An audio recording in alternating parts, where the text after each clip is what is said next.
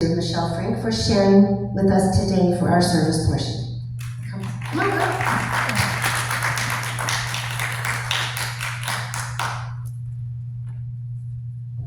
Good morning, everyone. Can you hear me? Yep. First, I want to say thank you, truly, for inviting me to speak. I never imagined I'd be standing behind a pulpit, and I especially never imagined I'd be doing it to talk about how awesome I think Satan is. I have this tattoo. It says, for those who can't say it, life is strange, and this is one of those moments. When I first got into Satanism, I expected a lot of things: raised eyebrows, awkward silences at family dinners, the occasional midnight existential crisis. But what I didn't expect was being welcomed into a church community with open minds, warm hearts, and a willingness to hand me a microphone and say, "Sure, go ahead and tell us how awesome you think the devil is." That's bold. That's Unitarian, for sure. But in all sincerity, I'm deeply grateful for this opportunity, not just to speak, but to share something that's brought me healing, clarity, and strength. Satanism for me is not about shock value. It's about liberation. It's about ethics. It's about affirming the dignity of every person who has been told they're too much, too loud, too different, or too damned to be worthy of love and meaning. So yes, while I will be talking about Satan, and no, he's not going to show up with his smoke machines and a guitar solo, I hope you'll hear this sermon as what it is: a love letter to autonomy, to rebellion in service of compassion, and to the sacred right of each person to define their own truth. And if nothing else, I promise you this: you may never look at the phrase "Hail Satan" the same way again. Before I dive too deeply into my beliefs, I think it's important to clarify something, because Satanist isn't a one-size-fits-all label. Just like in Christianity, you have Baptists, Catholics, Episcopalians, and so on. Satanism also contains a spectrum of beliefs, practices, and worldviews. It's less a monolith and more of a constellation. There are theistic Satanists, very much a minority, people who believe in and maybe even worship Satan as a literal or spiritual being. For them, Satan might be a god, a force, or a metaphysical presence. And then there are non-theistic Satanists, like myself. We don't believe in supernatural beings. We see Satan symbolically as an archetype of rebellion, intelligence, and defiance against unjust authority. A literary figure, not a lord. Even within non-theistic Satanism, there are branches. Some follow the Church of Satan, founded by Anton LaVey in the 1960s. That form is individualistic, theatrical, and often focused on social Darwinism and carnal indulgence. While I respect its place in history, that's not the form I practice. I'm a member of the Satanic Temple, a newer, progressive organization that uses satanic imagery as a banner for secularism, compassion, and justice. We don't believe in a literal devil. We believe in bodily autonomy, in reason and empathy, and in resisting tyranny, whether it wears a crown or a clerical collar. So when I speak to you today about Satanism, I want to be clear. I'm not speaking for all Satanists. There is no Pope of Hell. There is no satanic dogma we all agree on. I'm simply sharing my Satanism, my path, and the sacred fire that guides me. When people hear that I'm a Satanist, they often assume rebellion for rebellion's sake. But what I practice is something far more grounded, far more personal, something that I've come to call autotheism, the belief that each person is the highest moral and existential authority in their own life. If we define God as the entity with the greatest control, agency, and influence over one's life, then let us ask honestly, who holds that power in your life? If there's no external deity guiding your steps, no divine will shaping your path, then we are left with one clear and inescapable conclusion: you are the God of your own life. After all, when faced with the difficult choice, who ultimately decides? When you dedicate yourself to a cause, whose power fuels it? You are the God of your own life. That's not a statement of ego. It's a recognition of responsibility. The power to choose, to create, to grow, to destroy, to forgive. That power rests inside you. Autotheism is not about self-worship in the superficial sense. It is the reverent acknowledgement that your choices, your conscience, and your will matter, not because a deity decrees it, but because your existence is real, immediate, and sacred. When I speak of Satan, I speak of a symbol, the mythical torchbearer who dared challenge imposed authority, who asked forbidden questions, and who sought knowledge and refused to kneel. In that archetype, I see not evil, but empowerment. And in myself, I see someone striving to live without bowing to fear or inherited dogma. Autotheism says, no gods above, no masters below. I am the author of my story. I am responsible for the good I do and the harm I avoid. I consecrate my own soul, not through sacrifice or prayer, but through action, integrity, and will. And so I kneel before no throne. Instead, I rise again and again as my own sovereign. This is not blasphemy, it is the sanctification of the self.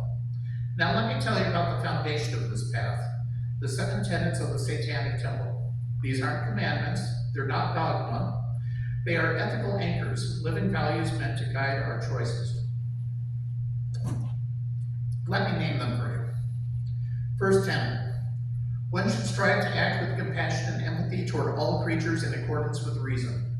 This means your strength does not cancel out your softness. Your resistance must still leave room for care. Second tenet. The struggle for justice is an ongoing and necessary pursuit that should prevail over laws and institutions.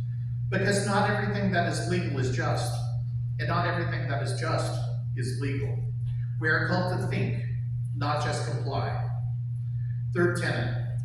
One's body is inviolable, subject to one's own will alone. Because you are sovereign, no church, no state, no tradition can rightfully claim dominion over your flesh. Fourth tenet. The freedoms of others should be respected, including the freedom to offend. To willfully and unjustly encroach on the freedoms of another is to forego one's own. Because liberty is not a mirror, it is a flame.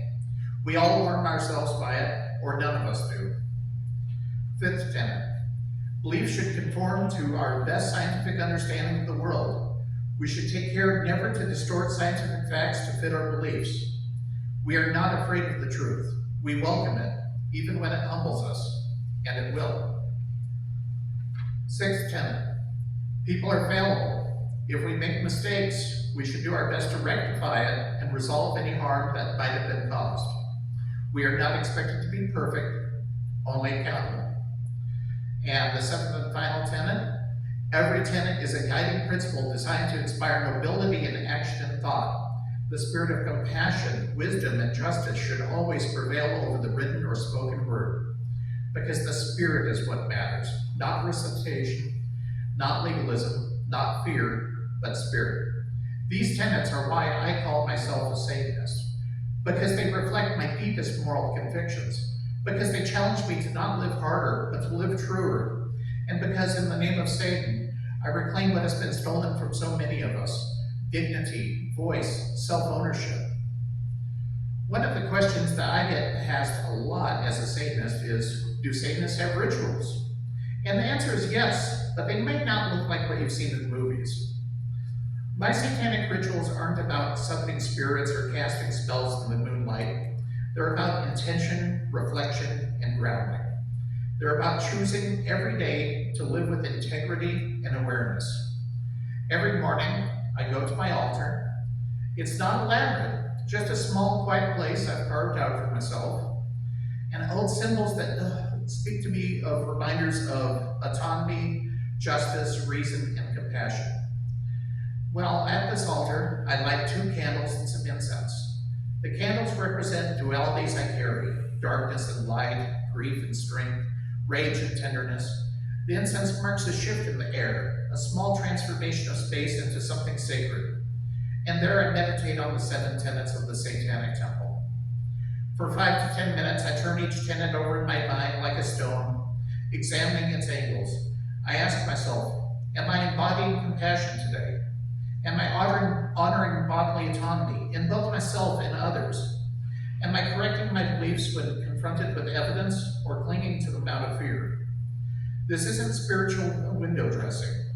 It's ethical maintenance. It's me tuning the instrument of my soul before I step out into the world. That small act simple, private, and deeply meaningful to me, reminds me that my life is mine to shape, that I have the power to create sacredness, not from ancient scripture, but from lived values. It's not about worshiping Satan, it's about worshiping truth, and doing it on my terms, in my voice, with my own fire. And that brings us to today's question, the question I believe every Satanist must struggle with at some point. Why Satan? Of all the symbols in the world, why take up that one? Why align myself with the figure that frightened my childhood pastor, haunted the fever dreams of empires, and became the scapegoat for centuries of fear? Why Satan? Let me start by saying what Satan is not, at least not to me. I don't believe in a horned creature lurking in the shadows, waiting to tempt or torment. I don't believe in a war in heaven, or in a red man with a pitchfork stoking the flames of a literal hell. What I do believe in is metaphor, in myth, in the deep symbolic language of the human soul.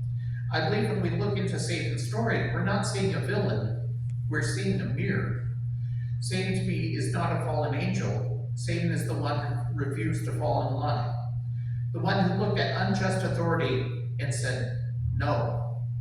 The one who chose knowledge over blind faith, who embraced difference over conformity, who was cast out not because he was wrong, but because he would not kneel. And when I saw in Satan not evil but liberation, I felt something inside me crack open.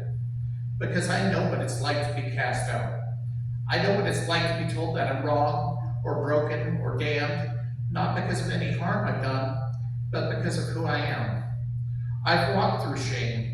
I've been made into a monster, and I've had to claw my way back to the truth that I am not broken. I am brave. That's why Satan. Because Satan is not the enemy of humanity. Satan is the enemy of tyranny, and that is a battle I will gladly join. This path is not for everyone. It does not offer a promise of salvation from above. It does not whisper that someone else will fix the world for us. Instead, it looks me in the eye and says, you are the God of your own life. You are the light of your own darkness. You are the answer you were waiting for. Why Satan? Because I will not worship a tyrant, even one dressed in holiness. Because I will not bury my questions for the sake of someone else's comfort. Because I will not trade my fire for approval. And because when I say hail Satan, I am not praising a monster. I'm declaring allegiance to the part of myself that refuses to be broken. So if you have been cast out, come to me and be welcomed. If you have been shamed, come to me and be seen. If you have been told you are not sacred, speak to me and remember the truth. You are sacred. You are. And you are not alone. You are not wicked. You are powerful. Hail yourself. Hail your will. Hail the black flame that burns within you. And yes, my friends, hail Satan.